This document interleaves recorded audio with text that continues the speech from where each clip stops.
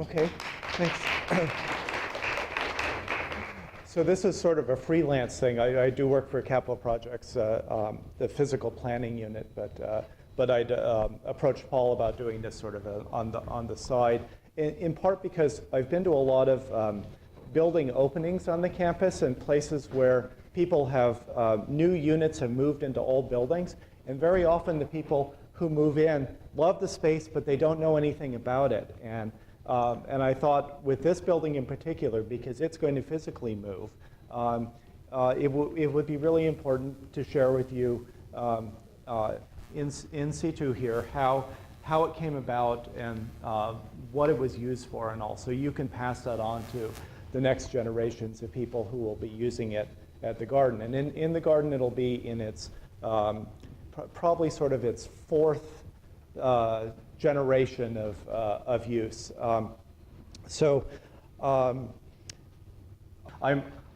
going to assume that you all know about Julia Morgan, so I'm not going to talk about her a lot, but there's background on her in here. She's basically she's California's most famous woman architect, and also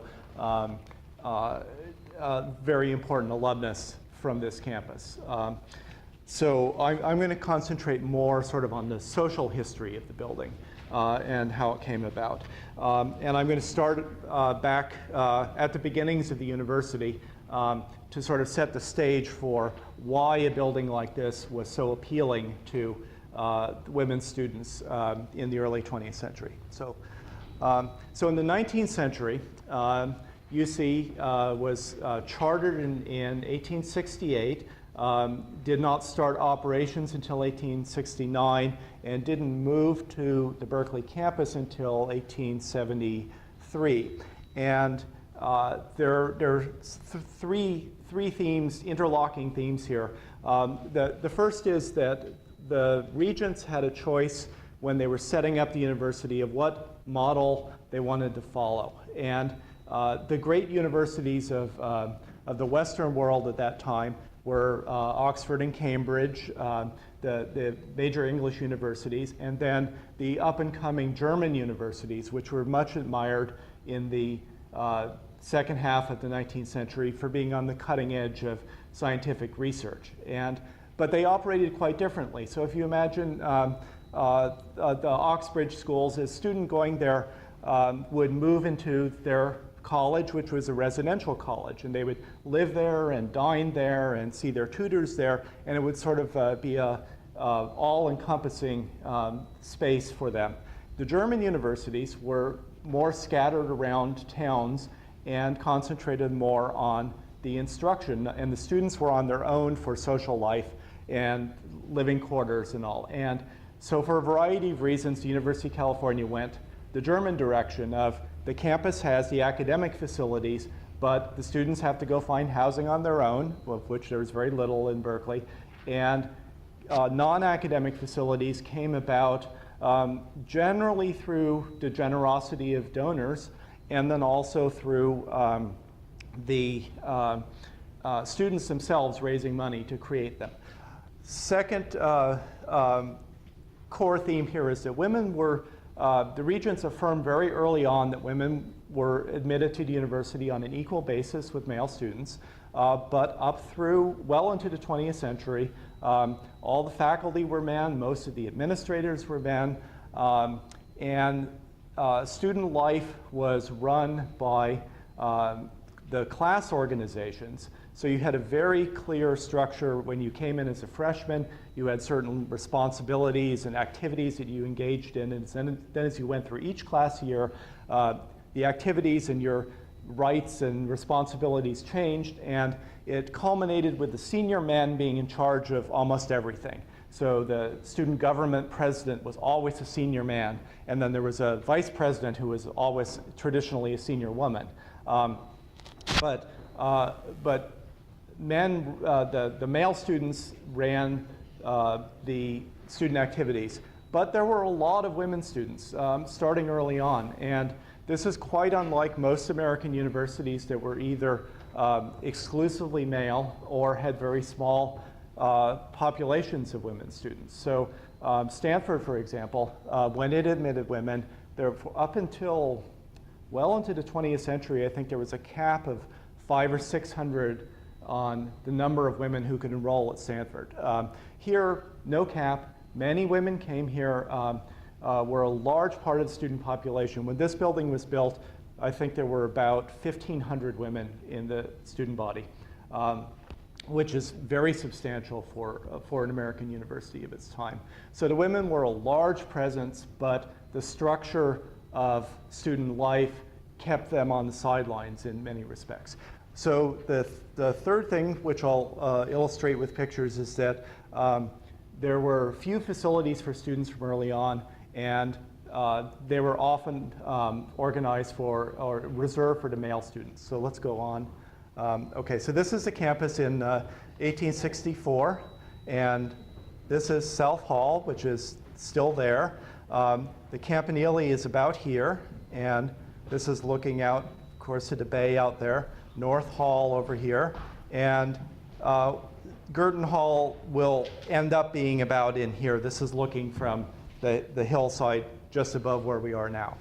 And go on. And South Hall, of course, which is the original building and the only complete 19th century structure that survives on the campus. And this is looking from the west, so South Hall and North Hall over here. South Hall was primarily academic and administrative, and then there were student activities. There were classrooms mainly in North Hall, but also student activities. This is the other side of North Hall, and down here this little door goes into the cooperative store and sort of student club rooms, which were in the basement. And you'll see a bench here, and on to the next slide. And that bench is the senior bench, which was the senior men's bench, where the men would sit there, and they have newspapers instead of laptops. But that's where they would congregate. And the next picture, and then here's the bench here, and then the North Hall steps. And there's stories about how the women students going into North Hall here for classes would be oogled and harassed by the male students as they went up and down these steps, and sometimes the steps were packed with the male students and all.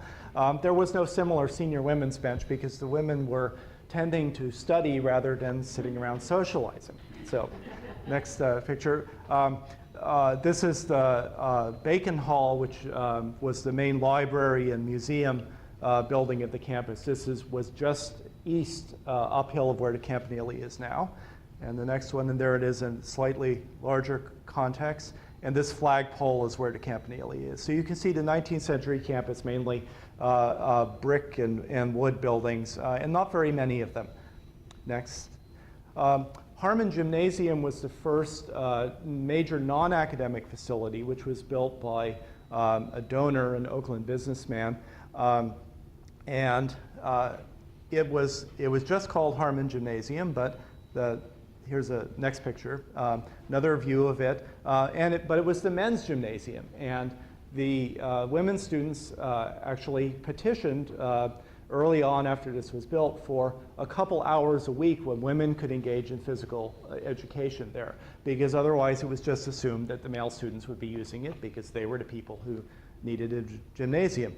This building also doubled as the biggest interior space on campus for many years. So it was a social hall where dances and student meetings and all were held. So next picture. There were also gradually recreational facilities developed. This is swimming pool, which was in Strawberry Canyon, just about where the Haas Clubhouse is now. But next picture, it was the men's swimming pool. The women didn't have a swimming pool at that point. So next, and there were a number of off-campus facilities, not run by the university, but things that were set up by students and then supported by private philanthropy. This was Stiles Hall, the university YMCA, which was about where Haas Pavilion is today. So this is looking across Strawberry Creek from below Dwinell Hall, and this was off campus at the time. So it was a major gathering place for students, and there was a women's YWCA that had some use of this building, but again, mainly a men's facility. So next. And this is the only exclusive women's facility in the early years. The East Hall, which was an academic building, had a room in the basement, which was the women's room. And here's cabinets full of dishes, presumably for tea. And you can see they've got their inkwells here, and they're probably studying. If this was a photograph of the men's club rooms, they would probably be playing cards or smoking or something. But this was the extent of exclusive women's spaces on the campus in those early years. Next. Okay, so beginning of the 20th century, everything starts to change in terms of the physical campus. So there's the Hearst Architectural Plan, which is a international competition for a new physical plan for the university.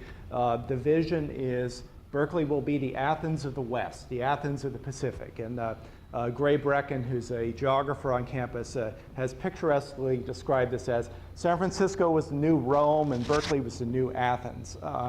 And people really thought of it in those terms. And that looking out through the Golden Gate, Berkeley opened out to the Pacific, and this was the new world of the 20th century.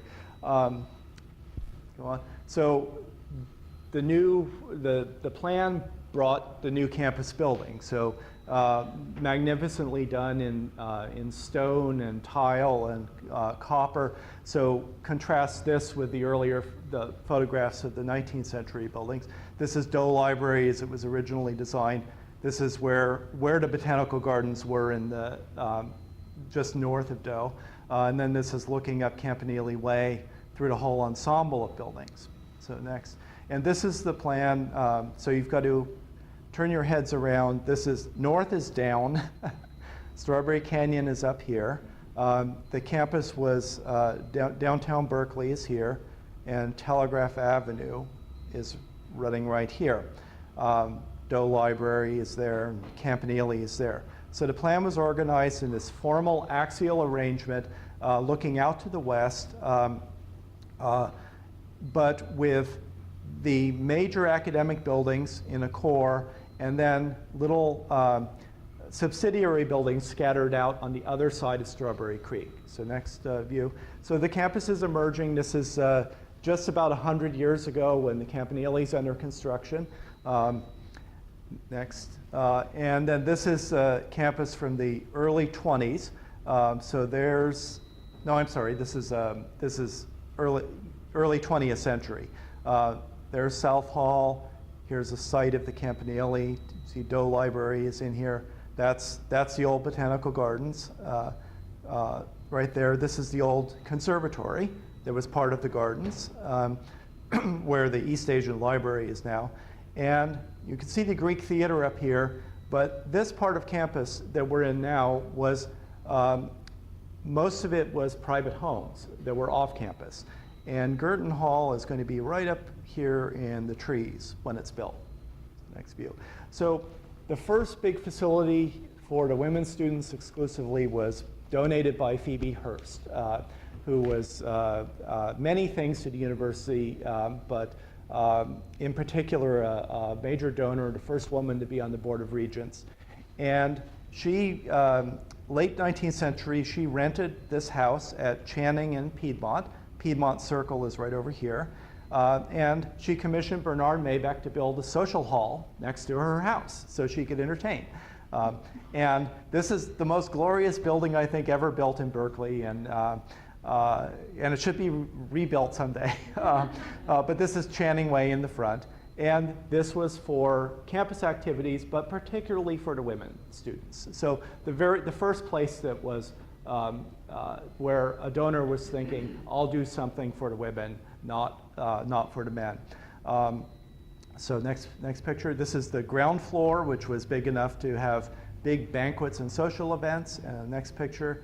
And this is the upstairs, which was a magnificent baronial hall, which you can't quite see it, but Phoebe Hearst filled it with her own art, Flemish tapestries and all. And this is before it was, then it was dismantled after a couple years and moved to campus, and it stood about where Worcester Hall is, over down the road here.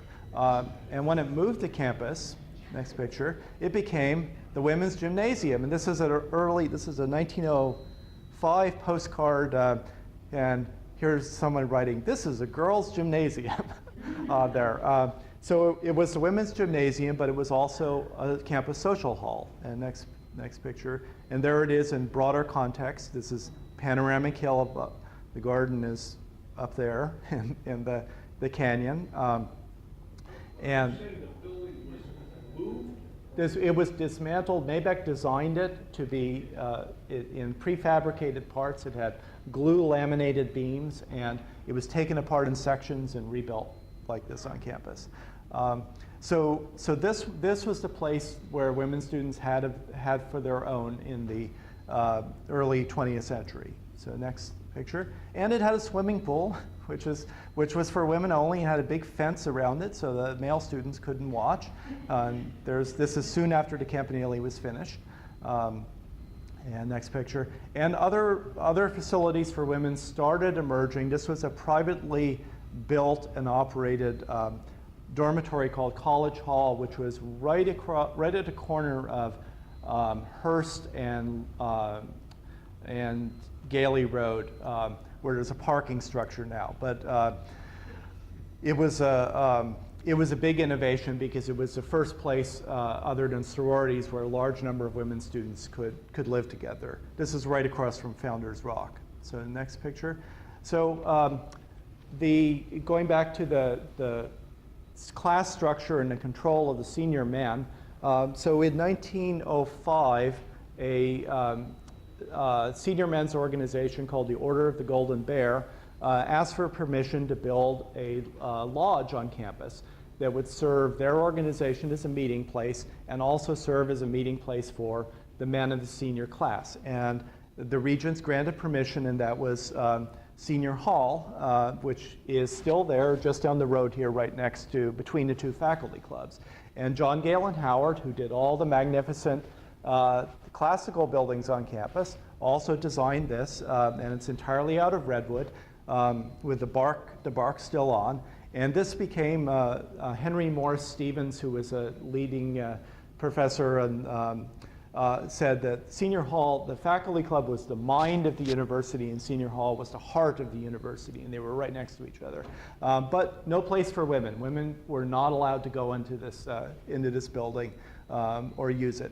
So next, another view of Senior Hall from the creek side. And then, so in the early 20th century, when the student population did include a large percentage of women, Benjamin Knight Wheeler, who was the president for 20 years, asked Lucy Mitchell to come from Radcliffe, I think it was Radcliffe, to be the first dean of women. And she got here, and she realized there was lots of energy and enthusiasm among the women students, but they didn't have many formal activities on campus, and academically they were sort of shunted to the side. There was no formal discrimination, but a male professor could say, I don't want women in my class, or women shouldn't be graduate students, or so she set about trying to organize the women students into activities that would give them a place on campus and activities that they would be proud of. One of them was called the Parthenaea, which was an all-women's pageant that was held outdoors on the campus annually for about 20 years. It was written each year. There was a contest open only to women students. All the performers were women. They created the costumes, and it was a big, big event on campus. And this is a picture from the first one. This is Joan of Arc. I don't know if this is a stallion or a mare, but so that was a major women's activity, and with Lucy Mitchell's guidance, the women students started thinking, what else do we need? And they quickly decided, well, we should have a place of our own, other than just that little club room in a basement room in East Hall. So this is a picture from one of the yearbooks. It's allegorical. It's a senior woman coming up, and she's picking up the mail outside this building that says Senior Women. This is before Senior Women's Hall was built, but it sort of shows the aspirations. Next picture. Okay. One of the activities during graduation was the senior pilgrimage, where the women and the men would start out at different sites on campus and then come together and then go around to favorite spots on the campus. I included this because this is walking just along the road down here. So Girton Hall now, we're right up here, just above this. Next one. So in 1909, the senior women started thinking of we should build a building, and their first concept, this was from the San Francisco Call, an article saying that the women students are going to raise money to build a social hall, just like the men had. And this was actually, this isn't the design, it's more, I guess, just a little illustration.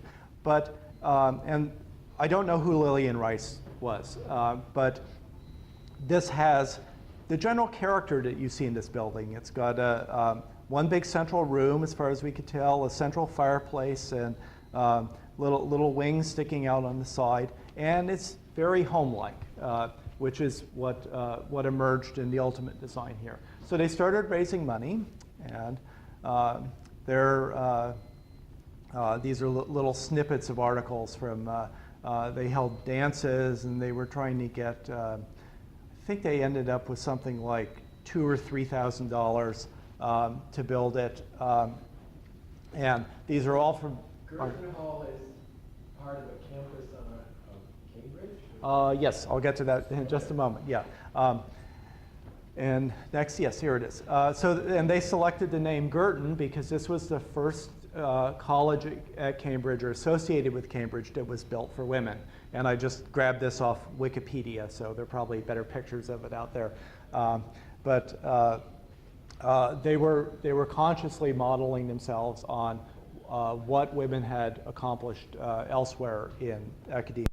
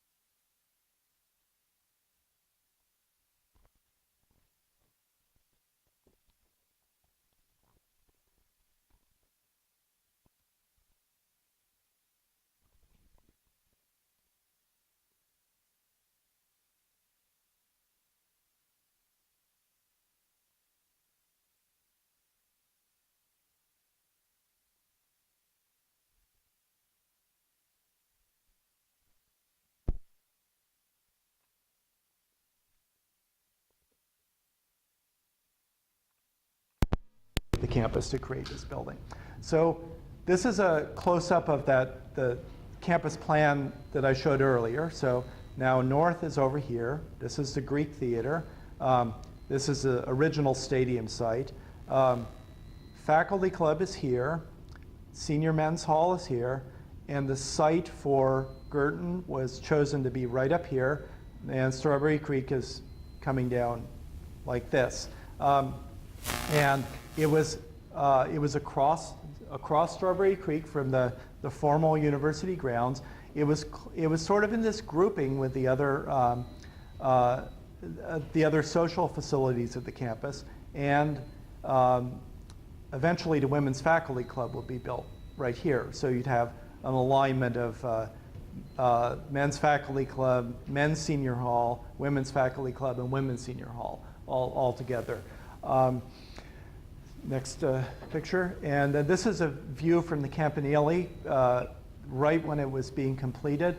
So this is the Faculty Club there, Faculty Glade, that's Senior Men's Hall. This is a house that stood where the Women's Faculty Club is, and then Girton is somewhere hidden up here in the trees. It's very, very hard to find early pictures of Girton because the trees were around it, and we'll see in the next view. This is looking down from the slope south of the Greek Theater, and it's a very rustic setting. And next, this is looking back again from the Campanile, and Girton is up here somewhere. And this street along here is the northern block of College Avenue, which is still, if you go out between the business school and the optometry building here, there's still a straight block there, which is the ghost of the old street. So then Girton is right along the road, the dirt road that went up into the canyon. No Centennial Drive then. And then these are some other early pictures. This one very early. This is, I think, 30s or early 40s or so, showing it there. So it was set in among the existing oak trees. And then this is looking down from the stadium site over a couple mansions that were up here above Piedmont Avenue. This is where the High Performance Center is right now, and Piedmont runs along here, and you can see the Campanile in the distance. And this mansion, these were called the Palmer houses. The university acquired this one early on and thought of it as a location for women's dormitories, although they were never built there. But part of the thinking of selecting the Girton site was, well, we'll put it up here, which is just a short walk from the women's dormitory sites, and there'll be a nice connection between the two. So then this is after the stadium is built. So the stadium's up there. This is Bowles Hall under construction, the Greek Theater, and Girton is sitting right there. The road has been reconfigured a little bit. This is sort of Stadium Rimway Road that goes up to Centennial now. And this is the creek channel going down there. So it was right on the edge overlooking Strawberry Creek. And these are all private homes and fraternities that were on the northern block of Piedmont Avenue. So this is all obliterated today. Next view. So then these are those same homes seen from a side angle. And Girton is, again, off here in the trees. This is College Avenue across here. And then this is a 1937 view, and the garden is up there. I think that's the garden. And Campanile, again, the stadium, and Girton, again, is in here. So it's convenient to the campus, but it's still sort of off campus. And this, another view in Girton is back here. And this one, you can now see the faculty club, senior hall in there, and then the women's faculty club has now appeared. Okay. And this from the 46 yearbook. So this is actually the year that it was moved. So there is Senior Hall on its new site, right above Cowell Hospital, which was the student hospital, now the Tang Center. And this is the minor hall optometry today.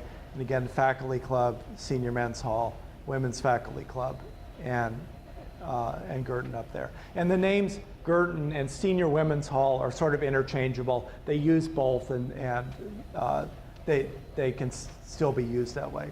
Okay, next view. So this is actually in the university archives, and it's a drawing. It's an undated drawing by Julia Morgan that she put her label on there. And I think this is sort of a generic plan before the site was exactly established, because see, she put sort of a hedge along here and axial arrangement. Margareta Darnell in her article talks about how this is a very, even though it's a rustic building, this follows Beaux-Arts principles. It's symmetrical. It's got the fireplace in the middle. It has two equal wings on either side.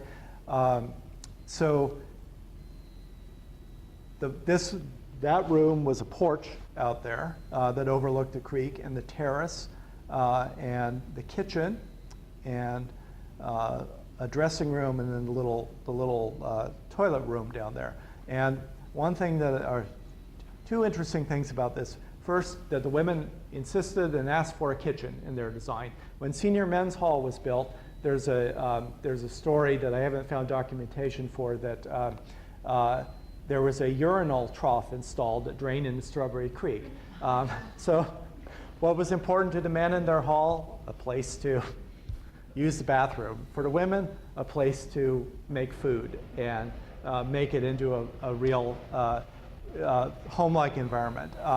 And the other interesting thing here is that the terrace in this design is a lot bigger, and there's another plan that shows this as a brick terrace. And she puts big potted plants here at all the intersections of the railing and in the arches of the porch and all. So I hope you can find some pots and have plants around the building, because that's what Julia Morgan was thinking of. Okay. Yeah, and then this is just a close-up of the same thing, and you can see the pots out in front and up here. Okay, so this is the only picture I've been able to find showing it on its original site, looking towards this side, and it seems apparent that that original terrace was not built.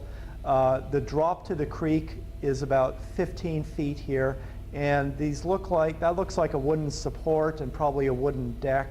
So it was probably sort of a more utilitarian space like the existing deck out here. So what you'll have at the garden, I think, is a lot closer to what Julia Morgan envisioned for this indoor-outdoor space than what was built. So next view. So this is the opening night, November 23rd, 1911, the first senior singing. And having the students get together by sex to sing college songs was an important social activity in that era. That was one of the major early activities here. And this is the only picture where they're all sitting in chairs. Almost every other picture I found has people sitting on the floor. So they became very accustomed to using this as a nice casual space. And here you can see the original fireplace, which is an arch. And as Paul said, that will be rebuilt in this original design. The original light fixtures, which didn't survive, these light fixtures are from just a few years ago and are pretty consistent with the character. So next, this is a 1925 women's senior singing, again, sitting on the floor. I don't know where the fire screen is in that. So, okay, and the, pardon? How did the man get in there? Because it quickly became a space. The women did not segregate the building the same way the men did after the first few years. So they would have activities here. They'd have women's only events, but then they would also have clubs that were both sexes. So this is a guy standing on a chair leading to senior singing. And that's looking towards that end of the room. And these are actually two separate pictures, not a. So they're both looking towards that end. This is some sort of dramatic performance where this woman is doing something, and see they're all pointing that way too. There's a piano here as well. And these new light fixtures have come in, and they appear in a lot of the pictures as well. Next view. This is Professor Robert Kerner, who is a noted political scientist, and he's giving a talk to students, again, both sexes in the hall in 1945. I think this is Betty Neely, who was the Dean of Women at the time, and maybe somebody different. Okay, And then this is a student dramatics club. Most of these pictures are from the yearbooks. And again, the piano. You should have a piano in this building, as well as a modern sound system. But the concept of this as a musical place, I think, is an important piece of its heritage. And you see the area rugs. Yeah, and then next. Then here are the women students cleaning the building in 1943 before it starts up use for the year. And these appear in a number of pictures. There's a description of a student who designed and block printed curtains, and they were orange and green, which sounds terrible, but they were eucalyptus leaves, a eucalyptus leaf motif on there. So if anybody wants to recreate that, that was the original decor in here. And then these are activities from 1947. These are the senior class officers who met here at 7 a.m. on Wednesday mornings and had to have coffee because they weren't quite awake. And this is a women's senior luncheon. And interestingly, the yearbook mentioned that this says, Senior Women's Hall proved too small to accommodate the crowd. And so that's sort of moving on into the next era. So, okay, so this is one of the later pictures. This is a women's organization gathering for a formal picture. Some new light fixtures have appeared for some reason. Next one. Okay, so the first era of this building is 1911 up until the late 20s or so. And during that time, the campus population, the student population is growing dramatically, and there's an emergence of a number of other new facilities, bigger facilities to serve the student population. So fairly quickly, this went from being the only place that was exclusively for women to one of several places that women could use for social activities, and this was the smallest place. And as the campus population grew, you couldn't get together, you couldn't invite all the women of a class to come here because you couldn't fit them in here. So the use began to change, I think, from the 20s up until the 60s. This became more of a place where specific organizations would hold meetings. And there are lists from the 60s of the organizations that regularly met here. They were like the house mothers at the sororities and the UC Dames Club, which I think is the section club. An earlier name for the section club, and a whole variety of student groups that met here as well on either a regular or periodic basis. So its use for the whole student population for big events was relatively short-lived. And starting in 1920, I'll run very quickly through the other women's places. Julia Morgan designed what was called the cottage for the University YWCA.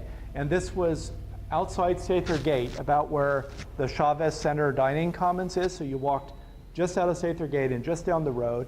And next picture, this was a big social center. It had a dining room that was served lunch daily. So if you were having a big women's event, this was the natural place to go to.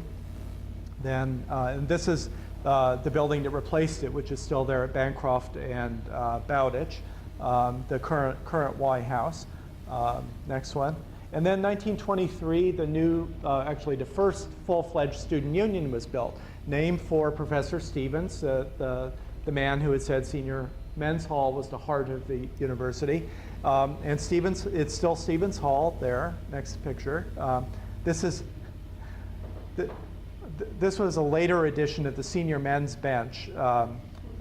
Sat on this site, and now it's just a generic teak bench that was put there because it's a useful place for a bench. And next one. And I included this for all of the horticulturalists. There are a lot of postcards at the campus that are colored, and the people who colored them did fanciful things with the planting. So here, this is like springtime in Dixie on the campus with all, and I don't think any of these were flowering shrubs, but you see lots of pictures, but like that. But this is Stevens Union again, and this building had the student store in it. It had meeting rooms. The Alumni Association was in there. The student government. the student publications, and then also, next picture, there were big club rooms, both for men and women, and then shared spaces. So this is a 1935 picture.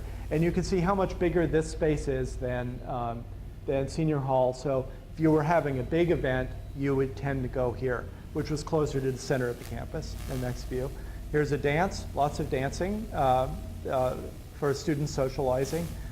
This is 1940. And there were dances in here. There's some pictures on the boards of dances, but they were smaller groups. Next one, this is the senior singing continuing up through the 40s. But by that point, they were no longer gathering men and women separately to sing. They would gather together. And this is again in Stevens Union. Next picture. And then Hearst Gym, which was donated. Hearst Hall, which we saw earlier, burned in 1922. William Randolph Hearst promised to rebuild it as a magnificent gymnasium and social center for the women's students, and that emerged to be Hearst Gym, which you're probably all familiar with, has a whole variety of both athletic and social spaces in it. And so that became a big center of women's activities, far dwarfing spaces like this. So the next view. So 1946, Gailey Road is, for a variety of planning reasons, the roadway is realigned here, and the athletic field is put in, and this is where Senior Hall was. So right at the top, as you walk up the road here, look right across at the field, that's where it stood. Strawberry Creek forlornly goes underneath the field there, and it was shifted 162 feet downhill to its current location, with the Cowell Hospital right next door and the Greek Theater over here. We could not find any records of how it was moved. That was a primary question of the architects, and there's nothing I could locate, but I presume moving that distance all downhill, they may have just sort of broken it off its foundation and put it on rollers or something and moved it by gravity. But that's when the fireplace was rebuilt. So next, so then late 60s, the hall is used by those smaller groups, but it is it's no longer a big activity space, as I've said, and childcare begins on campus. It's a student-initiated program, and the original childcare facility was a parents' cooperative in Eshelman Hall, which has just been torn down on Bancroft. And that was because the student parents had approached the campus and said, could we have a childcare facility? And the campus said, well, we don't really see this as part of the university's mission. And the students went to the ASUC, got the room, and then after a couple years, it did become a campus program. And now there are 6 childcare centers, but this was the original permanent childcare location that was willingly transferred to childcare use by the Dean of Women and the women's student leaders, who I think at that time wanted to see the building continued in some productive use. And last week when childcare moved out, Christine Hansel, who had worked here since 1982, gave a little speech here, and I want to read just 2 paragraphs of it. She says, when Julia Morgan designed this building for a group of activist women in the early 1900s, its purpose was to serve as a gathering place for women as they entered this university in growing numbers to pursue their intellectual and social agendas. In 1970, on the wave of a second national women's movement that encouraged the participation of mothers in the workforce, the decision was made to bequeath Girton Hall to a grassroots student childcare operation, and UC-run childcare students services was launched. Since that time, the building has served its original mission by providing vital childcare services to UC students, staff, and faculty families, allowing hundreds of mothers and fathers to pursue their academic and career goals as members of the campus community. In addition, countless Cal students got their first job here as student assistants and went on their careers in medicine, education, and architecture with a deeper experience and understanding of child development as a result. Girton Hall has had many, many wonderful caregivers. Just as babies compel us as adults to fall in love with and protect and nurture them, this beautiful building, nestled among a grove of redwoods, has made many of us who have had the privilege to spend time here its devoted guardians. And then she's, well, I'll read this last part later. But I think she ties it together very well of the movement in the early 20th century for women to establish a real place for themselves on the campus. And then 50 years later, all the modern women's rights movements, part of which was helping women who were parents to go to school. So this is a 1980s picture of the child care. You can see very, very busy space in here. They had a piano too. Next one. You have lots of children's events at the gardens, and that's very consistent with the activities here. Next one. Out on the deck, this is 95. This is from the child care scrapbooks. Next one. Christine said that architecture and landscape architecture students came over and designed the original play structure for them and planted the play yard out here. Next one. This is a week ago for their going away party. And next. And every presentation has to have a cute animal in it. This is Wendell, who Christine said sometime in the 80s, he arrived in a box on the front porch with a note saying that he was a refugee from an animal lab. And, and so he became the mascot here. And next picture. And there he is again. I think this might be Christine, I'm not sure, with bunny-themed costumes and all. I'm not recommending you get a bunny, but you do? Oh, okay. All right, next one. And then this is, again, last week, so that's Christine Hansel. And then this is Jane Esposito, who is the current manager of the child care program that was here. So they described this as very bittersweet. As they were very sad to leave this space. They're happy to be getting a new modern facility, but for 43 years this was their place. So it's important to remember their history. And when the hall is refurbished and up in the garden, you should invite all the child care people up to see it. How was the child care staff? It was parent volunteers originally, and then was a paid staff program. So so then next view. So Christine showed me this book that they had. It's one of the little children's storybooks, and once upon a time there was a little house way out in the country. She was a pretty little house, and she was strong and well built. The man who built her, and we'll change that to the woman who built her, so well said, "This little house shall never be sold for gold or silver, and she will live to see our great-great-grandchildren's great-great-grandchildren living in her." So then, and then the city expands and is built up around the poor little house there in the middle. I make no commentary on the plans of the business school for the site, but there will be a six-story building on this site.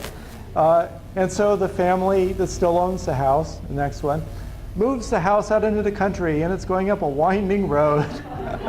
Here it is on a trailer. The house of the family looks around, and then she finds a nice new site surrounded by an orchard, and once again she was lived in and taken care of. So that's the story that you'll be carrying out. So next, so the last picture. So this is early 20th century from the yearbooks. The same artist, Pedro Lemos, who did both senior men's hall and then Girton Hall. These are bad pictures. These are just digital pictures. So this could actually be scanned from the yearbook and all. But so the last piece of what Christine wrote said in her speech was, she said, "As our little house moves up the hill to the Botanical Gardens, I am consoled by the fact that Girton Hall will once again look out to San Francisco Bay as Miss Morgan had intended, and that it will continue to be a social gathering spot for university families that we can all continue to visit and adore. So that's my formal stopping point. Is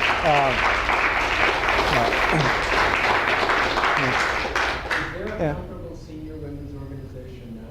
No, the class organizations are very small and pretty much only really function for alumni. And women are fully integrated into the ASUC. So there's not. I think maybe that's one reason why this building declined in use and eventually changed hands, because the Order of the Golden Bear, the men's organization, is still around. It's co-ed now, but it still manages senior men's hall. So, but there is not a comparable group. There are a few women's societies that are still around, but they weren't primary managers of this building. Steve, So. this building is not on the historical register. Yeah, it's on the National Register of Historic Places, and it's the only building that Julia Morgan fully designed on her own for the university. Hearst Gymnasium, she did that cooperatively with Bernard Maybeck, and then the houses down here on Piedmont below the stadium, the middle house she designed as a private home, and it was later bought by the campus. But this is her singular piece. And for those of you who live in Berkeley and are familiar with Berkeley houses, this could be a Berkeley home. I mean, this could be a Berkeley studio with a bedroom out there instead of a porch, and also I think she was really trying to create that homey residential character. Does the Sure. And hopefully it'll be in enough condition by November 23rd that you can have a little social gathering there to commemorate the original opening. But maybe not.